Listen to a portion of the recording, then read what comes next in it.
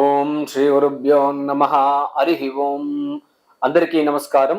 మీరు వృషభ రాశి వారైతే మీ యొక్క ఈ సంవత్సరం అంటే 2025-26 సంవత్సరం విశ్వావసనామ సంవత్సరంలో గురు యొక్క సంచారం ఎలా ఉండబోతోంది మనం ఇప్పుడు తెలుసుకోబోతున్నాం అనమాట. నాకు ఒక చాలా చిన్నగా ఈ మధ్య బాధ అయిందనమాట. ఎందుకంటే ఈ విలేజెస్ లో కొద్దిగా కల్చర్ మారుతుందనమాట. ఆ కల్చర్ మన పండుగలకున్న ప్రాముఖ్యత అందరూ మర్చిపోయారనమాట. మేము చిన్నపిల్లలప్పుడు ప్రతి ఒక్కరి ఇంట్లోనూ అందరూ వచ్చి ఆ యొక్క వేపాకు బెల్లము తర్వాత ఇట్లాంటివి ఇవ్వడం, పుచ్చుకోవడం, ఆశీర్వాదాలు తీసుకోవడం, మళ్ళీ మంచి విషెస్ చేసుకోవడం, ఒకరినొకరు శుభాకాంక్షలు తెలుపుకోవడం ఇవంతా జరిగేదనమాట. ఇప్పుడు అది మిస్ అయిపోయినా అనమాట. ఇప్పుడు ఎవరు చూసినా కూడా ఆ రోజు ఉగాది రోజున దేవస్థానాల్లో ఏమి ఎటువంటి కార్యక్రమాలు లేదనమాట. ఆ ఉగాది మనకి ఎంత మంచి ఇది సంవత్సరం, అది మన కొత్త సంవత్సరం, అది మనకు అన్ని కూడా నూతనంగా ప్రతి ఒక్కటి చేయడానికి దాన్ని నూతన సంవత్సరం అంటున్నాం, కొత్త సంవత్సరం అంటున్నాం అనమాట. ఎవరు వెళ్ళకపోవడం, ఆ రోజు దేవస్థానం వెళ్ళడం చాలా బాధేసింది అనమాట. అదేవిధంగా మన కల్చర్ ఇది కాదనమాట.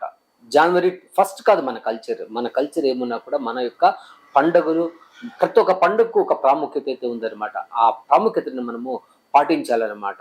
మీరు జనవరి 1 వెళ్తే మీకు వచ్చినటువంటి ఎటువంటి లాభం ఉండదు. ఆ రోజంతా కూడా వ్యాపారం ఎరుగు జరుగుతుందంటే బార్లు వీళ్ళకు ఇట్లాంటి రెస్టారెంట్స్కి బిజినెస్ జరుగుతుంది, అంతేగాని మనకు ఎటువంటి ఇది ఉండదన్నమాట. ఏదో ఆ రోజు కొత్తగా ఇది చేసుకోవడం అంతా కూడా నాకు అది మంచి పద్ధతి కాదు. మన పద్ధతి అయితే కాదు, హిందూ సాంప్రదాయం అయితే కానే కాదనమాట. నేను చెప్పడం ఏంటి, మనం ప్రతి ఒక్కరు హిందువులుగా ఉన్నప్పుడు మన యొక్క సాంప్రదాయాన్ని మనం పాటించాలి. ఇప్పుడు క్రిస్టియన్స్ వాళ్ళ ధర్మాన్ని పాటిస్తారనమాట, ముస్లిమ్స్ వాళ్ళ ధర్మాన్ని పాటిస్తారనమాట. ఎందుకంటే వాళ్ళు పాటించేటప్పుడు కూడా మన యొక్క ధర్మాన్ని కూడా మనం పాటించాలి కదా. మనకు అందరూ ఒక్కటే, మనకి ఎవరు ఏ ధర్మము సపరేట్ కాదు, ఏ ధర్మం మనకు విరోధం లేదు, ఏ ధర్మం మనకు అనుకూలము లేదనమాట. అందరూ సమానమే అన్నప్పుడు మన యొక్క దేవాలయాలను మనమే చేసుకోవాలి. మనకు ఆ రోజు పండుగ రోజు శుభాకాంక్ష, మామిడి తోరణాలు, ఆ ఉగాది పచ్చడి, ఉగాది పంచాంగ శ్రవణము, ఇవంతా చాలా ఉన్నాయి మనకు పద్ధతులు. ఆ రోజే మనం పంచాంగాన్ని వినాలి, పంచాంగాన్ని ఆ రోజే మన రాశి ఫలాలు ఆ రోజే తెలుసుకోవాలి. ఇప్పుడంతా కాలక్రమేణా ఏమంటే అన్ని బిజినెస్, అన్ని కూడా వ్యాపార మనోభావంతో జరిగిపోతుంది. అది చాలా అసహ్యంగా ఉందన్నమాట. అది చూడడానికి కూడా ఒక రకంగా అనిపిస్తుంది అన్నమాట. మన సొసైటీని కూడా మనలాంటి కొంతమంది దాన్ని ముందుగానే చెడగొట్టేస్తున్నారు. మైలేజ్ కోసం, రేటింగ్ కోసం, లేదంటే ఆ డబ్బులకు పాకలాడంలో జరిగిపోతుంది అనమాట. యాక్చువల్గా మనమందరూ కూడా అట్లీస్ట్ ఈ నెక్స్ట్ వచ్చే ఉగాది నుండి మనము మన దేవస్థానాల్లో మన యొక్క ఉగాదిని మనం జరుపుకుందాం. ఎందుకంటే మనకు చాలా ప్రాముఖ్యత ఉందన్నమాట. కొత్త పంచాంగం, కొత్త సంవత్సరం, నవనాయకుల ఫలితాలు, ఇది మనం పంచాంగ శ్రవణం వింటే చాలు మనకు గంగా స్నానం చేసినంత పుణ్య ఫలం దొరుకుతుంది అనమాట. మీరు ఎవరైనా చెప్పండి, జనవరి 1 మీరు ఎక్కడ దేవస్థానాలు కానీ ఏ దేవస్థానంలో అయినా మనకు మనకు ఏ నదీ స్నానములు చేసినంత ఫలం దక్కిందంటే ఎవరైనా చెప్పండి నాకు కావాలంటే. అది ఇప్పుడు దక్కదనమాట. ఆ రోజు శివునికి ఆరాధన చేయడం, కులదైవానికి ఆరాధన చేయడం, మన గ్రామదేవతను ఆరాధన చేయడం, మన యొక్క పెద్దవారిని గౌరవించడం, చనిపోయిన వారిని గౌరవించడం, ఆ రోజు అక్కడ వాళ్ళ దగ్గర సమాధుల దగ్గర కానీ వాళ్ళ యొక్క పూజలు చేయడం, ఇది మనకున్న సాంప్రదాయాల్లో ఒక భాగం అన్నమాట. అదేవిధంగా మన పెద్దల నుండి ఆశీర్వాదం తీసుకోవడం అక్కడ, ఇవంతా కూడా జరుగుతుందన్నమాట. ఇవంతా కూడా కల్చర్ మాయమైపోతుంది. కొత్త కల్చర్ కాకూడదు. మళ్ళీ మన యొక్క ధర్మాన్ని, మన యొక్క ధర్మం నిలబెట్టుకుందాం. సిటీలో చూడండి, ఇప్పుడు ఎక్కువ సిటీలు ఎక్కడున్నా కూడా ఆ దేవస్థానం కళకళలాడుతుంది ఆ రోజు ఉగాది రోజున. పల్లెలకి ఏమైంది, పల్లెల్లో ఇంకా దగ్గరగా ఉంది దేవుడు ఉంటాడు, మన పూజారి దగ్గరగా ఉంటాడు. వాళ్ళని అడిగి వాళ్ళ దగ్గర మన గోత్రనామాలు చెప్పుకుని అక్కడ ఒక అర్చన చేసుకోవడం వల్ల మన యొక్క ఉగాది ఫలితం దొరుకుతుంది. దయచేసి దీన్ని ఫాలో చేయండి అని తెలియజేస్తూ మళ్ళీ ఇప్పుడు మనం వృషభ రాశికి మనం తెలియజేసుకుంటున్నాం అన్నమాట. వృషభ రాశి వారికి ఈ గురు గోచార ఫలితం ఎలా ఉండబోతుంది. ఈ గురు గోచారం వృషభ రాశికి అంటే తన జన్మంలో ఉన్నాడనమాట. జన్మరాశిలో గురువు ఇన్ని రోజులు ఉన్నాడనమాట. ఇప్పుడు తన ద్వితీయ స్థానానికి అనేటువంటి మిథున రాశికి వెళ్తున్నాడు అనమాట. శుక్ర రాశి నుండి మిథున రాశికి అంటే బుధ రాశికి అక్కడ వెళ్తున్నాడు అనమాట. దాన్ని సరస్వతి యోగం అంటాం అనమాట. అదేవిధంగా గురువు యొక్క చూపు 5, 7, 9 ఏళ్ల పైన దాని యొక్క ప్రభావం చాలా బాగుంటుంది అనమాట. ఇంకా ఎక్కువగా చెప్పాలంటే గురువు మనం ఎప్పుడు ఆలోచించేస్తున్నాం అన్నమాట. మనకు ఏ బలం కావాలి, ఒక పెళ్లికి, ఒక సంతానానికి, ఒక ఉద్యోగానికి, ఒక లైఫ్లో మార్పుకు, ఒక ఫారిన్ యోగము, తర్వాత ఇంకా అన్ని శుభకార్యాలు కూడా గురుబలం ఉందా లేదని తెలుసుకుంటూ ఉంటాం అనమాట. దీన్ని గురుబలం చూసుకోవడానికి సరైనది చాలా ఇంపార్టెంట్ ఉందన్నమాట. గురుబలం లేకపోతే ఏ పని జరగదు. గురువు స్ట్రాంగ్గా లేదంటే జాతకంలో డెఫినెట్గా మనకి ఏది కానీ ఎటువంటి మంచిది జరిగే అవకాశం అయితే లేదు. అందుకని గురువు యొక్క స్థానము ద్వితీయ స్థానం అనమాట. ఆ ద్వితీయ స్థానంలో ఉన్నప్పుడు దాన్ని వాక్స్థానం అంటాము, ధనస్థానం అంటాము, ఎక్స్పాన్షన్ హౌస్ అంటాము. ఇంకా కొత్త వారు మన ఇంటికి రావడానికి, కొత్త వారు అంటే కోడళ్ళు రావడానికి అది యొక్క ఆ స్థానాన్ని మనం తెలియజేస్తామన్నమాట. ఆ స్థానం చాలా బాగుంటే కొత్త కొత్త విషయాలు, కొత్తగా ఇల్లు, కొత్త ఇల్లు కట్టుకోవడం, తర్వాత కొత్తగా అన్ని జరుగుతుంది అనమాట. ఇప్పుడు ఈ మేషరాశి వారికి ఈ ఎలా ఉండబోతోందని చూద్దాం అనమాట. ఇప్పుడు మేషరాశి వారికి అన్నిటిగా అనుకూలం ఉందన్నమాట. ఇప్పుడు ఈ వృషభ రాశి వారు ఇన్ని రోజులు చాలా కష్టపడ్డారనమాట. హార్డ్ వర్క్ అంటే చాలా హార్డ్ వర్క్ పడ్డారనమాట.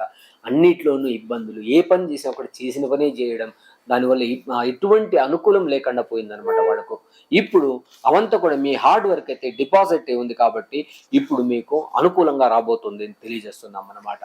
ఇప్పుడు మీరు పడ్డ కష్టానికి ఇప్పుడు అనుకూలమవుతుంది అనమాట. చాలా మంది అంటారు, మేము చాలా కష్టపడ్డామండి, చాలా పూజలు చేస్తున్నామండి, అయినా కూడా మాకు మంచిది కావడం లేదు అంటూ ఉంటారు అనమాట. అదంతా కూడా మీరు చేసిన ఫలాలంతా కూడా చేసిన పనులు, చేసిన మంచి పనులు, పూజలు పునస్కారాలు కూడా డిపాజిట్ అయి ఉందన్నమాట. అది ఇప్పుడు మీకు ఫలం ఇవ్వబోతుంది అనమాట. ఆ ఫలం ఎలా ఉండబోతోంది, ఏ విషయంలో అనుకూలంగా ఉండబోతోంది అని చూద్దామన్నమాట. ఇప్పుడు మీ శక్తికి తగ్గట్టు మీకు ఫలం అయితే డెఫినెట్గా ఉంటుంది అనమాట. ఎంత కష్టపడితే అంత మీకు ఫలితం రాబోతుంది అనమాట. ఎంత పిండి ఉంటే అంత రొట్టె తయారైపోతుంది అనమాట. మీరు ఎలా చేయగలుగుతారు అనేది మీ పైన ఆధారపడి ఉందన్నమాట.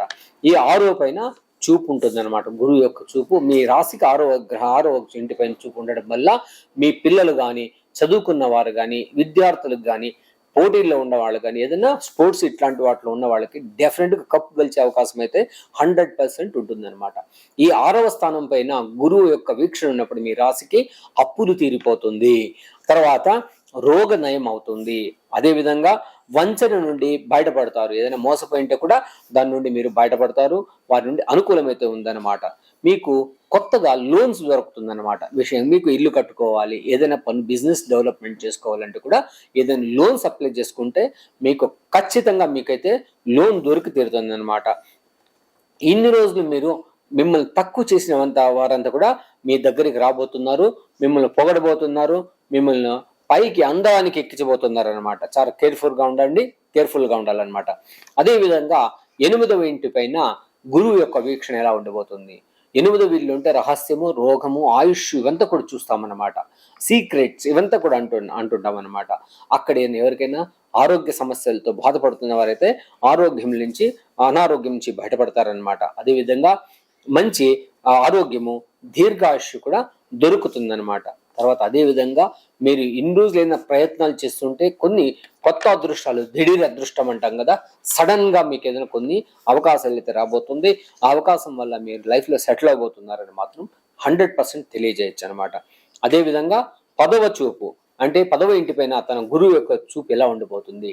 10వ ఇల్లు అంటే కర్మస్థానం అనమాట. మనం చేసే పనులు కానీ, ఉద్యోగంలో కానీ అన్నీ మనకు అనుకూలం అవుతుంది అనమాట. మీకు ఉద్యోగంలో ఇన్ని రోజులు ఎవరెవరు బాధపడ్డారో వాళ్ళంతా కూడా మీకు అనుకూలం కాబోతున్నారు. అదేవిధంగా మీకు ఉద్యోగంలో కూడా అనుకూలమైన ఫలితం రాబోతోంది. అదేవిధంగా మీకు గురువు 10వ ఇంట్లో ఉండడం వల్ల భార్యాభర్తల యొక్క సఖ్యత బాగుంటుంది. అదేవిధంగా మీరు బిజినెస్ పార్ట్నర్స్ ఎవరైనా ఉంటే కూడా వాళ్ళు కూడా మీకు అనుకూలంగా ఉంటుంది. బిజినెస్ పార్ట్నర్స్ లేని వాళ్ళకు కొత్తవారు రావడం వల్ల మీ బిజినెస్ పార్ట్నర్స్గా మీ బిజినెస్ అయితే 100% ఇంప్రూవ్ అవుతుంది అనమాట. అదేవిధంగా ఎవరైనా సంతానం లేని వాళ్ళు, సంతానం కలగపోవడానికి అనుకూలం లేని వాళ్లకు టెస్ట్ ట్యూబ్ బేబీ కూడా వాళ్ళకు అనుకూలమయ్యే అవకాశం అయితే ఉంది. ఉద్యోగంలో వృద్ధి అవుతుంది అనమాట. అదేవిధంగా ఎల్ఐసి డబ్బులు రావడానికి కానీ, మీకు ఎల్ఐసి ధనం రావడానికి చాలా అనుకూలమైన సమయం అయితే తెలియజేస్తుంది అనమాట. గవర్నమెంట్ నుండి ఎవరికైనా ఫైన్స్ లేదంటే ఏదైనా ఇబ్బందులు అయి ఉంటే ఆ ఇబ్బందుల నుండి బయటపడుతున్నారు. కొత్త ఇన్వెస్ట్మెంట్స్ చేయడానికి చాలా అనుకూలం ఉంది. పెళ్లి కాని వారికి పెళ్లి అయ్యి తీరుతుందని చెప్పచ్చు. మీ వ్యక్తిగత జాతకంలో కూడా చూసుకోవడం చాలా మంచిది. మీరు ఎక్కువగా మీరు మీ ఇప్పుడు మేము చెప్పేదంతా కూడా మీ రాశి పైన మాత్రం చెప్తున్నాము. అదే గురువు యొక్క దృష్టి శుభగ్రహాల పైన పడ్డప్పుడు శుభ ఫలితాలు 100% వస్తుంది. దాంతో యోచనే ఉండదన్నమాట. అన్నీ కూడా అనుకూలమవుతుందన్నమాట. గురువు యొక్క దృష్టి శుక్రుని పైన, బుధ గ్రహం పైన, శుభగ్రహాల పైన పడ్డప్పుడు ఆ యొక్క ఫలితాలు అయితే ఖండితంగా మీకు ఖచ్చితంగా వచ్చి తీరుతుంది. అదే విధంగా మీకు ఇంకా మంచి ఫలితాల కోసం మీరు మనకు గురువాయూరప్ప, మనకి గురువాయూరప్ప దేవస్థానానికి వెళ్ళాలి. గురువాయూరు కేరళలో ఉన్న గురువాయూరు దేవస్థానానికి వెళ్ళి ఆయన ఆరాధించడం చాలా మంచిది. అదేవిధంగా మీకు ఇంకా అనుకూలం ఉంటే తమిళనాడులో కొన్ని పురాతనమైన దేవస్థానాలు ఉన్నాయన్నమాట, గురు దేవస్థానం. అలాగే కొన్ని గాణగాపుర దత్తక్షేత్రం కూడా ఉందన్నమాట. ఇట్లాంటి క్షేత్రాలకు వెళ్ళడం, అక్కడ ఆయన్ని ఆరాధించడం చాలా మంచిదన్నమాట. ఆ యొక్క గురువు ఫలితాలు ఇంకా బ్రహ్మాండంగా రాబోతున్నాయన్నమాట.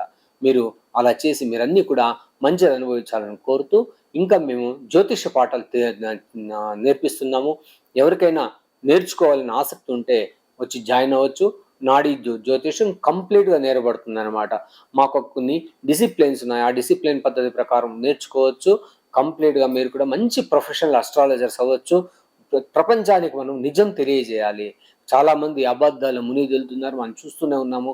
చాలా మంది అబద్ధాలు చెప్తున్నారు, నోటికొచ్చిందంతా చెప్తున్నారు. విద్య లేని వాడు కూడా సంపాదించేస్తున్నాడు అనమాట, ఏదో చెప్పి సంపాదిస్తున్నాడు అనమాట. మనం ప్రపంచానికి మనం ఎన్లిట్ చేయాలి. మనము ప్రపంచం కోసం ఏదో ఒకటి చేయాలి. ఎవరికైనా ఆసక్తి ఉన్న వాళ్ళు మాత్రమే దీన్ని నేర్చుకోమని తెలియజేస్తూ, సర్వే జనా సుఖినో భవంతు, సన్మంగళాని భవంతు.